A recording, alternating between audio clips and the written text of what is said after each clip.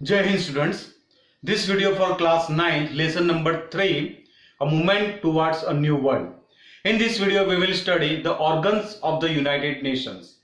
There are total 6 organs of the United Nations. So one by one we will discuss about the organs of the United Nations. Among them the first, the General Assembly. The first organs of the United Nations is the General Assembly. We can also call that is the world parliament.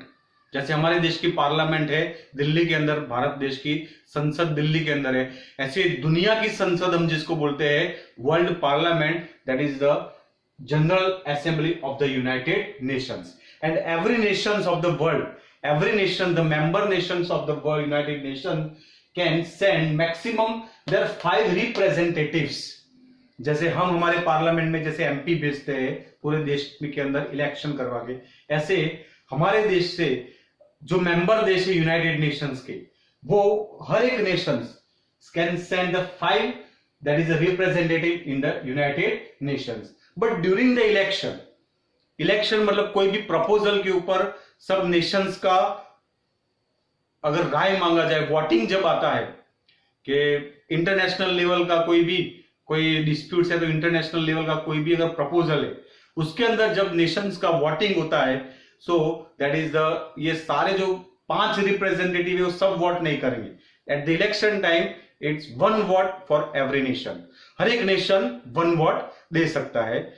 जिस तरीके से international general assembly के अंदर कुछ महीनों पहले एक proposal पास किया था अमेरिका ने कि दैट इज द जो इजराइल का जेरूसलेम जो था वो कैपिटल डिक्लेयर किया था अमेरिका ने, और उसके ऊपर सबने अपना अपना वोटिंग किया. तो ऐसे इंटरनेशनल कोई मैटर से, इंटरनेशनल डिस्प्यूट से उसके ऊपर जब वोटिंग होता है, उसके ऊपर जब अपनी अपनी राय होती है, तो every that time that is the 1 vote for the every nation. सारे 5 के 5 रिप्रेजेंटेटिव वोटिंग नहीं करते, एक उसमें से एक जो है वो वोटिंग करता होता है एक देश का. Then after the different objectives of the General Assembly of the United Nations, among them the first in the General Assembly discuss, advise, suggest for the international relation, international for the peace and security. जैसे हमारे देश की parliament के अंदर बैठ के जो सारे जो एमपी वो देश के मैटर्स के ऊपर डिस्कस करते हैं, देश के प्रॉब्लम्स के ऊपर डिस्कस करते हैं, सॉल्यूशन लेते हैं. तो इस प्रकार का जो ये जो जनरल असेंबली है, that is the discuss the world matter, discuss and find the suggestions, solutions और इंटरनेशनल पीस, सिक्योरिटी, उसके लिए एडवाइस. ये जो सारी जो है वो जनरल असेंबली के अंदर होती है. It is the biggest assembly at the international level. That also accepts the budget present by the Secretary General of the United Nations, and also every year and also declare the allotment of the expenses and the expenditures. हर साल जैसे हमारे देश के अंदर हर साल जैसे budget declare होता है, तो ऐसे वर्ल्ड लेवल के ऊपर ये सेक्रेटरी जनरल के द्वारा वर्ल्ड लेवल के ऊपर ये बजट डिक्लेयर होता है यूनाइटेड नेशंस का. उसके अंदर उसका कितना खर्चा है, कितना एक्सपेंडिचर है, कितना एक्सपेंसेस है, all are the topics included in the budget of the United Nations.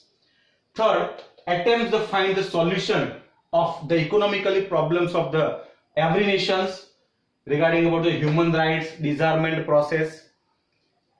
हर एक नेशंस के इकोनॉमी प्रॉब्लम्स है, सोशली प्रॉब्लम है, ह्यूमन राइट्स के बारे में वहां पे डिस्कस होता है, वहां पे सजेशंस होते हैं, कोई देश की प्रॉब्लम है उसके ऊपर चर्चाएं होती है, मानव अधिकार, इंटरनेशनल ह्यूमन राइट्स के बारे में डिस्कशन होता है. एंड डिजार्मेंट का मतलब होता है निशस्त्रीकरण. What is the disarmament we will deeply study in the 5th lesson regarding about the world after 1945. But disarmament that means the निशस्त्रीकरण, मतलब वेपन्स को ग्रेजुअली धीरे धीरे डेडली वेपन्स को, न्यूक्लियर वेपन्स को कम करना, दैट मीन्स द डिजार्मेंट. तो सारे डिस्कशन के ऊपर, सारे जो मैटर्स के ऊपर जो चर्चाएं होती है, डिस्कशन होता है in the United Nation General Assembly. Decisions are taken by after 2/3 majority of the General Assembly. कोई भी डिसीजन, जैसे हमारे पार्लियामेंट के अंदर भी जैसा है कि कोई भी लॉ को बदलना है, हमने जैसे आगे पढ़ा कि भाई कोई किसी भी लॉ को चेंज करना है तो अमेंडमेंट प्रोसेस है, उसके लिए मेजोरिटी चाहिए। उसके अंदर जो पार्लियामेंट के हमारे जो टोटल 545 मेंबर्स है भारत के पार्लियामेंट की, उस सब लोगों की 2/3 मेजोरिटी, 2/3 जो पर्सन है उन लोगों का वहां पे यस होना चाहिए, तब जाके कोई भी प्रपोजल, रूल्स, एक्ट बनते हैं। इस तरीके से देश, पूरी दुनिया की पार्लियामेंट, जनरल असेंबली के अंदर the same process, after the 2/3 majority, every decision taken after only the 2/3 majority in the General assembly. इसलिए उसको हम एक प्रकार की विश्व की संसद, द वर्ल्ड पार्लियामेंट भी हम उसको कह सकते हैं। So it is the first and the very important organs of the General Assembly. The second number, the Security Council. The second number, the important organs of the United Nations, the Security Council. And in this Security Council, there are the 5 permanent members. उसके अंदर जो होते 5 permanent member होते हैं, जैसे America, Britain, France, Russia और China. ये फिलहाल 5 nations जिसको हम सुपर पावर बोलते हैं, 5 super power, the 5 super power of the world, जिसके अंदर है America, Britain, France, Russia and China. That is the 5 permanent member. These are the permanent member of the United Nations of the Security council.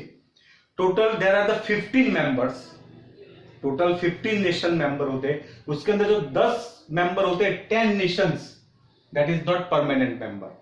This 10 nations that is not permanent member, it is the replaced by every 2 years. हर 2 साल के बाद दुनिया के हर एक देशों को security council के अंदर 2 years के लिए वहां पे प्लेसमेंट मिलता है। But these are the 5 permanent. ये जो 5 जो है, अमेरिका, ब्रिटेन, फ्रांस, रशिया और Germany, these are the 5 permanent members in the United Nations and they are the enjoy the very tremendous power.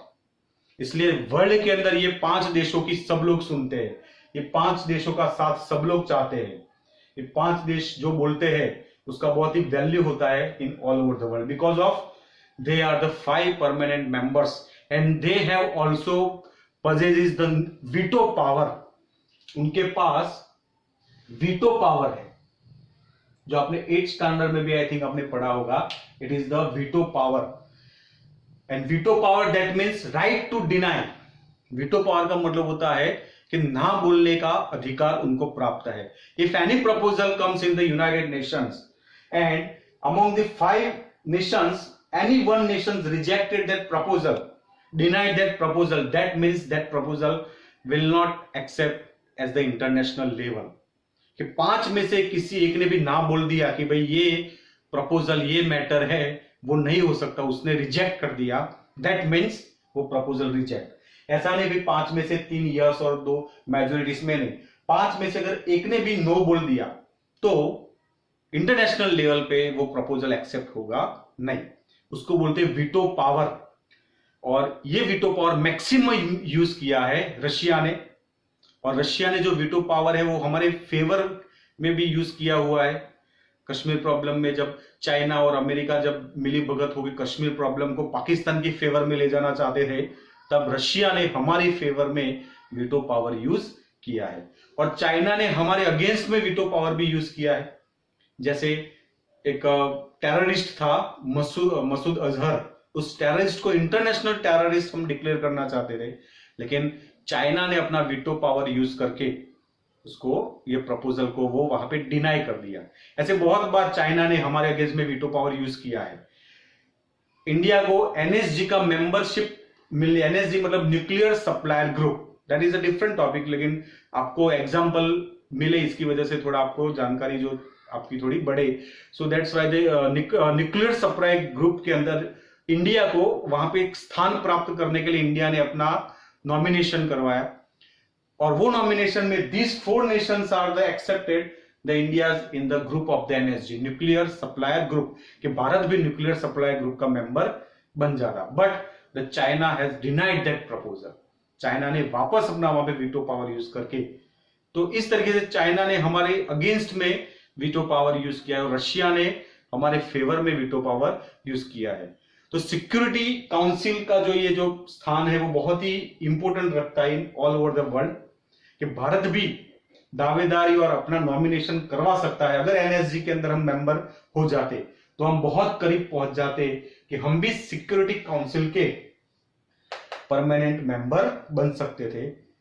लेकिन वी होप दैट कि हम बहुत ही जल्द हम सिक्योरिटी काउंसिल के परमानेंट मेंबर हम बन जाएंगे। जैसे 5 नेशंस है, अगर if the India is also the included in this group, so it will be 6 nations in the permanent member of the Security Council of the United Nations।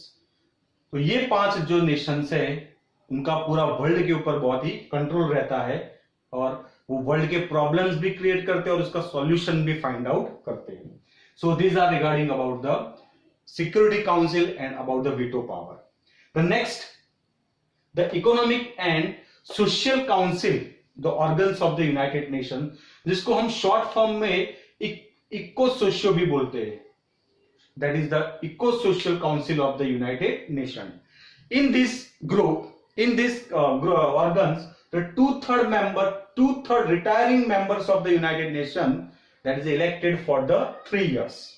उनका main काम क्या है? So that is to raise the standard of the living of the people of the world, solve the problems the people of the world, और दुनिया के देशों के लोगों की जो लाइफ स्टाइल है, स्टैंडर्ड ऑफ लिविंग है, उनकी जो रहन सहन की पद्धति है, उनका स्टैंडर्ड ऑफ, उनका जो स्टेटस है उसको बराबर करना, उसको अच्छा करना, उसको दुरुस्त करना। That is the work of the eco socio council of the United Nations. और ये इको सोशियल काउंसिल के अंडर में थोड़े ब्रांचेस है, जो ये यूनाइटेड नेशन के जो ऑर्गन्स है उसके सब ऑर्गन्स भी हम शॉर्ट में हम पढ़ते हैं, जिसको शॉर्ट फॉर्म के नाम बहुत फेमस है। जैसे पहला है जैसे वू, जैसे हम जिसका हम शॉर्ट फॉर्म में उसको बोलते हैं वू, WHO, जो फिलहाल बहुत ही चर्चा में है।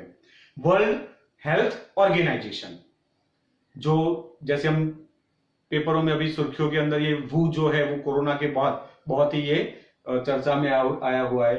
That is the, it is, उसका जो काम है improve the health of the people of the world.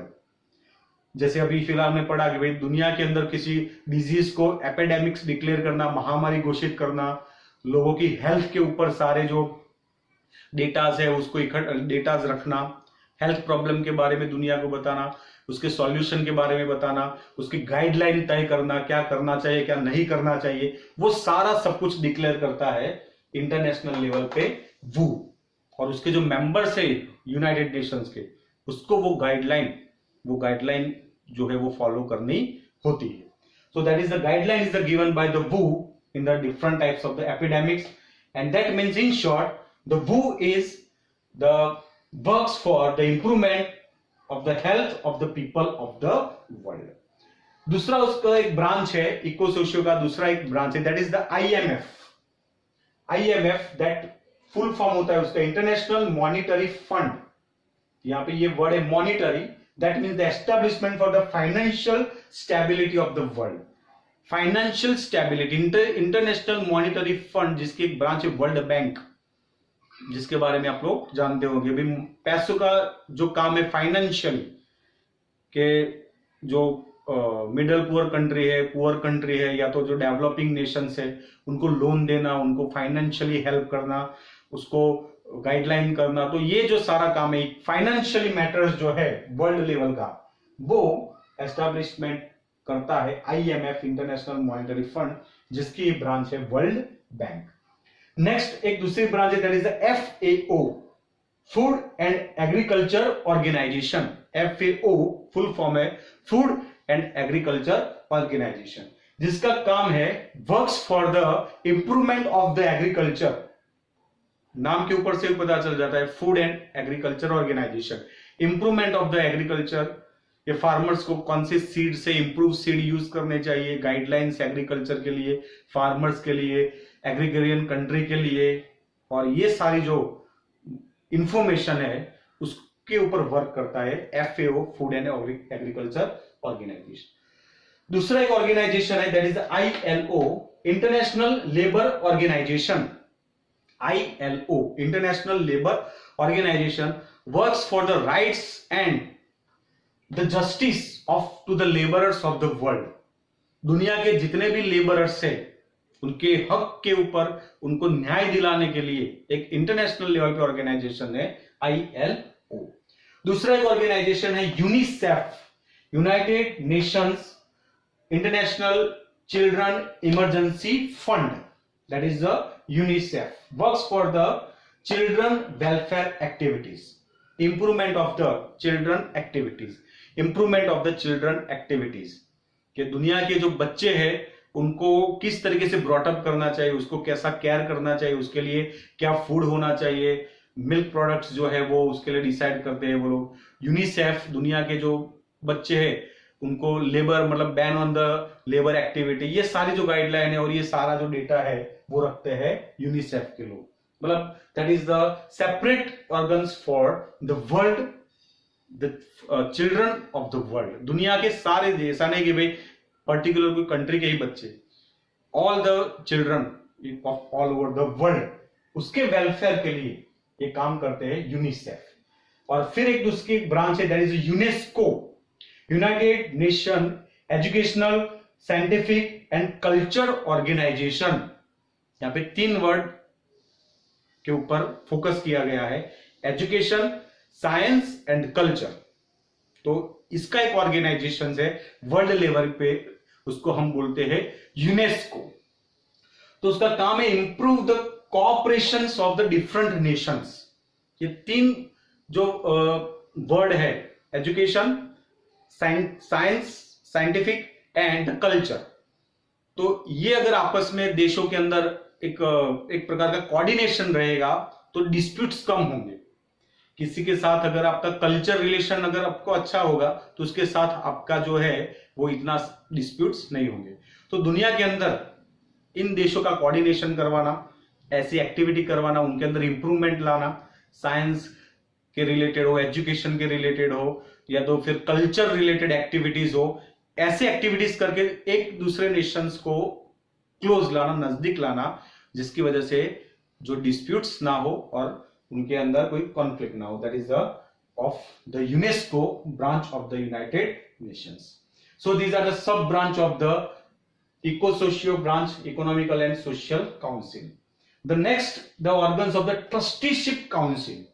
Trusteeship मतलब एक प्रकार का जिसको हम बोलते हैं कि भाई एक गार्डियंस का काम करते हैं जो नेशंस है यूनाइटेड नेशंस के, जो trusteeship council. So 5 permanent Nations of the United Nations, जो हमने अभी आगे पढ़े 5 permanent members, America, Britain, Russia, France और China, these are the 5 permanent members, look after the nations who that is not acquired the independence or the losing side of the second world war। ऐसे जो Nations है जो या तो किसी के under में है या तो बहुत ही डिप्राइव्ड कंडीशन के अंदर है, वर्ल्ड वॉर 2 के अंदर जिनकी हालत बहुत ही खराब हो गई थी, तो ऐसे नेशंस का लुक आफ्टर करना, उनकी जरूरियातों को पूरी करना, उनके जो राइट्स को मेंटेन रखना, उनके ऊपर कोई देश जो है वो हमला ना करे, मतलब एक प्रकार का उनका एक गार्डियंस हम कह सकते हैं कि ये 5 जो देश है, ये 5 जो कंट्री है, 5 परमानेंट मेंबर, वो ऐसे नेशंस जो है वो अभी फिलहाल आत्मनिर्भर नहीं है, that is not acquired the independence, ऐसे देशों की देखभाल करना, संभालना और उसको इंटरनेशनल लेवल पे अपना एक स्टेटस रखना, वो करवाने का काम है ये 5 permanent members. So that is called the trusteeship council. United Nations ने ये जवाबदारी सौंपी है 5 नेशन को, because of these are the 5 powerful nations. वो इकोनॉमिकली, सोशली और पॉलिटिकली पावरफुल कंट्रीज है, तो ये देखभाल कर सकते हैं। तो ये 5 देशों की ये जो मेंबरशिप जो है that is called the trusteeship council. इसलिए शायद आप न्यूज में पढ़ते रहते होंगे इंटरनेशनल लेवल पे कि इंटरनेशनल लेवल पे कहीं पे भी डिस्प्यूट चलता है, उसमें ये 5 नेशंस अपनी दखल अंदाजी करेंगे ही, चाहे उसका कुछ लेना देना हो या ना हो। उसमें अमेरिका खास, अमेरिका आता है तो फिर रशिया भी आता है, बिकॉज ऑफ ट्रस्टीशिप काउंसिल उनको दिया गया है। लेकिन कभी कभी ये उसका मिसयूज भी करते हैं, हालांकि that is a different topic of this matter. So these are about the trusteeship councils of the United Nations. Next, the International Courts of Justice.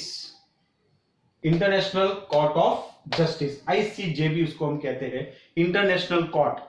तो इंटरनेशनल कोर्ट जो है उसके अंदर इसका हेडक्वार्टर आया हुआ है हैग, जो नीदरलैंड का एक सिटी है, that is the country of Netherland, and in the country of the Netherland is the Hague, that is the headquarter of the International Court of Justice, जिसके अंदर 15 जजेस होते हैं, 15 जजेस in this International Court of Justice for the 9 years, and it solve the international disputes.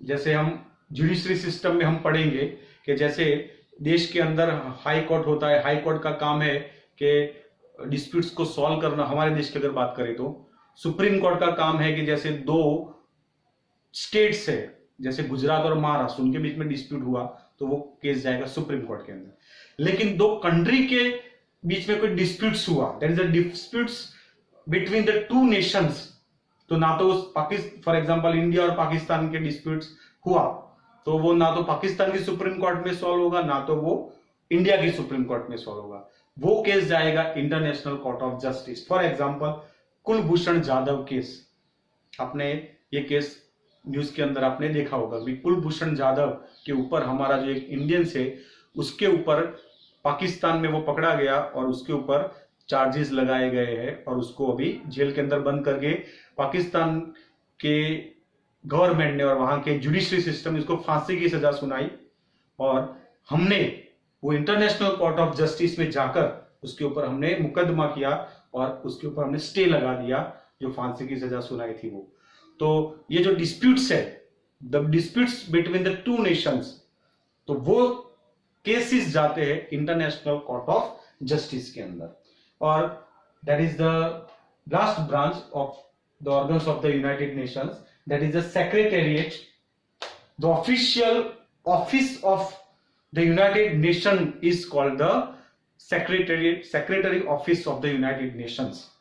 और ये office के अंदर जैसे हर एक एडमिनिस्ट्रेटिव की एक पोस्ट होती है, जैसे इंडिया के अंदर जैसे हमें कि हमारे देश के जो सबसे बड़ी कॉन्स्टिट्यूशनल जो हेड है, जो एडमिनिस्ट्रेटिव हेड, वो है प्राइम मिनिस्टर, फिर उसके ऊपर प्रेसिडेंट है, प्राइम मिनिस्टर है, एमएलए है, एमपी है, गांव के अंदर सरपंच है, स्टेट के अंदर चीफ मिनिस्टर होता है, और देश के अंदर प्राइम मिनिस्टर होता है और प्रेसिडेंट होता है। तो these are the different constitutional post of our country. तो ऐसे यूनाइटेड नेशंस का जो जनरल असेंबली का जो एक पोस्ट है, ये सारे जो ऑर्गन्स को जो हैंडल करते हैं उसका एक पोस्ट है, and that is the post is called the secretary of the United Nations. United Nations का सेक्रेटरी, जो जैसे हर एक हमारे देश के अंदर जैसे 5 साल के लिए प्रधानमंत्री होते हैं, फिर इलेक्शन आता है, इस तरीके से the secretary of the United Nations that is elected for the 5 years, उसके बाद वापस इलेक्शन। तो यूनाइटेड नेशंस का जो वहां का एडमिनिस्ट्रेटिव हेड है, that is called the secretary of the United Nations. तो उसके अंदर उनके secretaries, administrators, assistant, translators, experts, ये सारे मिलकर उनको गाइड करते हैं, और ये यूनाइटेड नेशंस का मेन काम है international peace and security of the world level. क्योंकि दुनिया को अभी 3rd वर्ल्ड वॉर नहीं चाहिए। 1st वर्ल्ड वॉर में बहुत डिस्ट्रक्शन हुआ, 2nd वर्ल्ड वॉर में उससे भी ज्यादा डिस्ट्रक्शन हुआ, use of the nuclear weapons. So we hope that is no again the 3rd world war, because of the world is always sitting on the heap of the arms and ammunition. आज दुनिया के सारे Nations एक दूसरे के साथ relation के अंदर लड़ झगड़ रहे हैं, और छोटा सा वो एक स्पार्क शायद दुनिया को तबाही की ओर ले जा रहा है। अभी अगर जो 3rd वर्ल्ड हुआ अभी की सिचुएशन के अंदर, if we are talking about the in the 21st century, because of the many of the nations have possesses the nuclear weapons. उस टाइम पे तो सिर्फ 1-2 नेशन के पास न्यूक्लियर वेपन्स थे 2nd वर्ल्ड वॉर के टाइम में, लेकिन अभी बहुत सारे नेशन के पास न्यूक्लियर वेपन्स आ चुके हैं। तो जस्ट इमेजिन कि 1945 का एक न्यूक्लियर वेपन्स पूरे 2 शहर को तबाह कर सकता है, तो अभी ये चल रहा है 2020। तो अभी के न्यूक्लियर जो वेपन्स है अगर यूज होंगे तो द वर्ल्ड विल डूम्ड सून, ये पूरी दुनिया जो है वो तबाह हो जाएगी, बर्बाद हो जाएगी, इंसान की नस्ल जो है वो का विनाश हो जाएगा, एक्सटिंक्शन हो जाएगा। जैसे एनिमल्स एक्सटिंक्शन हम पढ़ते हैं कि जैसे डायनासोर एक्सटिंक्शन हो गए, कुछ जैसे चीता जो है वो इंडियन फॉरेस्ट में से एक्सटिंक्शन हो गया, नाश प्राय हो गया, जिसकी प्रजाति ही नष्ट हो गई। अगर इस तरीके से थर्ड वर्ल्ड वॉर हुआ तो इंसान की प्रजाति नष्ट हो जाएगी, ये श्योर है, because of nuclear weapon. So that's why the United Nations has the main the work, the objects, the control in all over the world. That is the, in short, that is the international peace and security at the world level. Effort to the peace in all over the world, unity, brotherhood, आपस में एक दूसरे से मिलजुल कर dispute है वो हम नेगोशिएशन से सॉल्व करें, बातचीत से सॉल्व करें। तो ये काम जो मेन है वो है यूनाइटेड नेशंस का। So in this video we had studied about the organs of the United Nations, and here the lesson number 3 is completed. Jai Hind.